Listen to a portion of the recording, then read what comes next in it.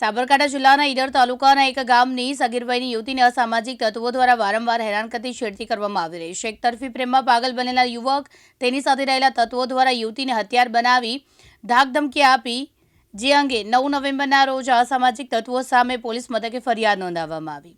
પોલીસે કોઈ જ કાર્યવાહી નથી કરી, જેને આજે સરદાર પટેલ ગ્રુપના અધ્યક્ષ લાલજીભાઈ પટેલની ઉપસ્થિતિમાં પોલીસ વડાને આવેદન આપવામાં આવ્યું છે અને અસામાજિક તત્વોની અટકાયત કરવાની માંગ કરી છે। આજે સરદાર પટેલ સેવાદળ એસપીજી ના તમામ હોદ્દેદારો એસપી કચેરી સાબરકાંઠા બનાસકાંઠાની અહીંયા હિંમતનગર ખાતે અમે જે દીકરીને વારંવાર છેડતી કરે અને ધાકધમકી આપતા ટોટલ 3 આરોપી છે, એમાં એક મુખ્ય આરોપી છે ને બાકીના 2 આરોપીને મદદ કરવાવાળા આરોપી છે।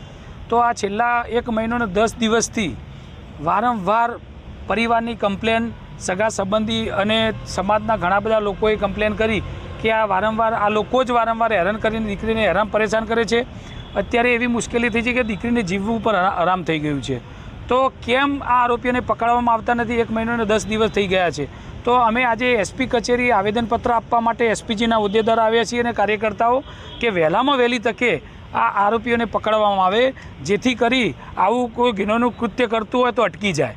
તો મારી નમ્ર વિનંતી છે તંત્રને કે વહેલામાં વહેલી તકે આરોપીઓને પકડવામાં આવે, જેથી કરી આ દીકરી જે ડરાઈને ગભરાવીને ફરે છે એ ફરે નહીં। જો આવું નહીં કરવામાં આવે તો એસપીજી દ્વારા આગળ અમે કડક પગલાં ભરી અને આખા જિલ્લામાં પ્રોગ્રામ અમે આપીશું।